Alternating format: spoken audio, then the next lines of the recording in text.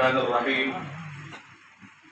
Stage पर तशरीफ फरमा मुअज़्ज़ज़ और मोहतरम लोगों, सबसे पहले मैं शुक्रिया अदा करता हूँ अल्ताफ़ भाई का और दीगर लोगों का कि जिनकी मौजूदगी यहाँ पे है और जिनकी वजह से हम लोग हाजिर हुए।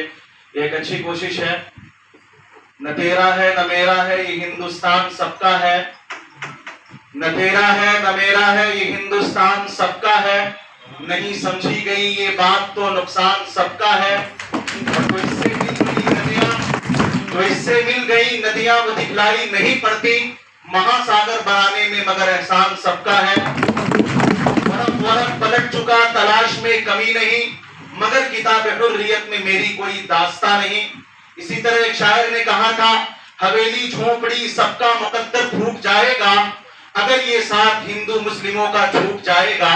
और दुआ कीजिए कि हम में प्यार के रिश्ते रहे कायम, दुआ कीजिए कि हम में प्यार के रिश्ते रहे कायम, अगर ये रिश्ते टूट जाएंगे तो भारत टूट जाएगा। साथियों, ये कन्वर्सेशन जिसमें हम लोग हाजिर हुए हैं ये वक्त के ताल्लुक से है, लेकिन मैं उससे पहले चंद गुजारिशात, बहुत कीमती टाइम हमारे मेहमानों का है, मैं चंद गुजारिशात करके अपनी जगह लूंगा।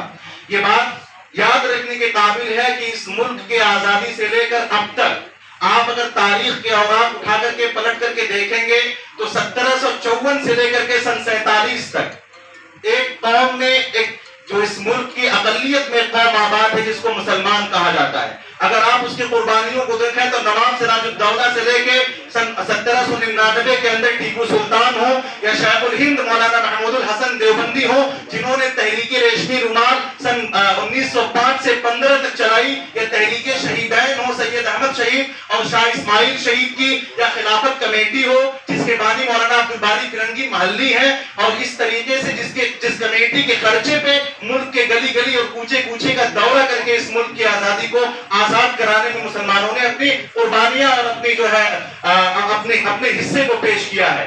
इन तमाम चीजों को मद्देनजर रखते हुए आज हम सरकार के नुमाइंदों से ये कहना चाहेंगे कि आप ये एक कम्युनिटी के लिए, एक मजहब के लोगों के लिए अगर कोई बिल लाना चाहते हैं तो सबसे पहले जरूरत इस बात की है कि जिनके हक में आप बिल ला रहे हैं उनको तशफ़ी बख्श होना चाहिए। हमारे इस प्रोग्राम के जो निजामत फरमा रहे हैं खुर्शीद भाई, बार बार उनके मुंह से एक लफ्ज निकल रहा है कि पार्टियों ने बहका दिया है। हमारा किसी पार्टी से कोई ताल्लुक नहीं है, लेकिन हमारी जो तंजीमें हैं, जमीयत उलमा, मुस्लिम पर्सनल लॉ हो, जिसमें हमारे उलमा जिन्होंने इस मुल्क के लिए कुर्बानियां दी हैं, उनको कौन सी पार्टियों ने बहका दिया? आप मुझे इस बात का जवाब दीजिए। जिन्होंने इस सवाल को उठाया है, आप सवाल का तशफ़ी बख्श जवाब देना आपकी जिम्मेदारी है, क्योंकि आप जो बिल ला रहे हैं वो मुल्क के लोगों ही के लिए ला रहे हैं। तो जमीयत उलमा ने मुख्तलिफ जगहों पे अपने सवालात उठाए हैं, मुस्लिम पर्सनल लॉ बोर्ड ने मुख्तलिफ जगहों पे अपने सवालात उठाए हैं। वक्फ बा यूजर के बारे में आप बता रहे हैं, मेरे कुछ सवालात हैं, आप ले लीजिए, इसको भी नोट कर लीजिए। वक्फ बा यूजर, आप ये बात बताइए 15वीं सदी 14वीं सदी से इस मुल्क के अंदर मसाजिद आबाद है। वक्फ बा यूजर किसको कहते हैं? आप आसान भाषा में समझिए, जहां तक मैं समझता हूं मैं आपको बताता हूं। एक चीज, एक जमीन है जिस पर किसी चीज, मंदिर या मस्जिद या जो कोई भी चीज, धार्मिक कोई चीज बनी हुई है, उसके इस्तेमाल में वो चीजें हैं, उसके कागजात उस पे नहीं है, तो अब अगर उसका मौका आता है तो जिस चीज के इस्तेमाल में है उसको मान लिया जाता है। तो आप ये बताइए कि वक्फ बा यूजर के तहत जो मसाजिद चल रही है, जो मदारिस चल रहे हैं, अगर सरकार कल को ये कहती है कि इन मदारिस और मदरसों के या मस्जिदों के कागजात कहाँ है, हम वक्फ बा यूजर को नहीं मानते, तो फिर उन मदरसों का क्या होगा, इन या उन मसाजिदों का क्या होगा, उन खानकाहों का क्या होगा? इसका जवाब आप जरूर दीजिए। इसी तरीके से जो और दीगर शिकायत है जो मौलाना सिराज ने रखे, क्योंकि उनकी उर्दू बड़ी फसीह है, बातें उन्होंने अच्छी रखी थी, लेकिन अक्सर लोगों के समझ में वो बातें आई नहीं है। क्योंकि हिंदुस्तान का कानून जो सन 50 के अंदर बनाया गया, वो कानून सबको इक्वालिटी का हक देता है, मजहब की बुनियाद पे किसी के साथ कोई भेदभाव करने का कोई इख्तियार नहीं है।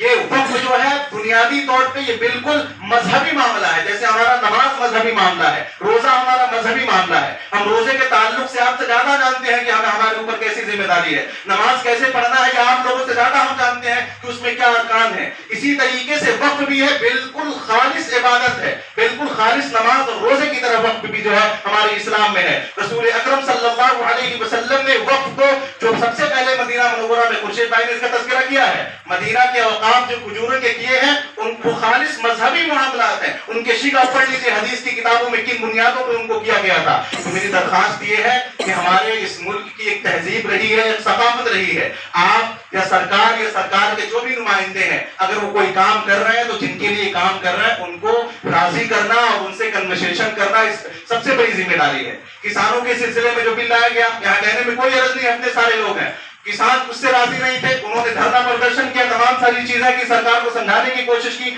आखिर वो तमाम सारी चीजें, ट्रिपल तलाक का मसला आप ले लीजिए।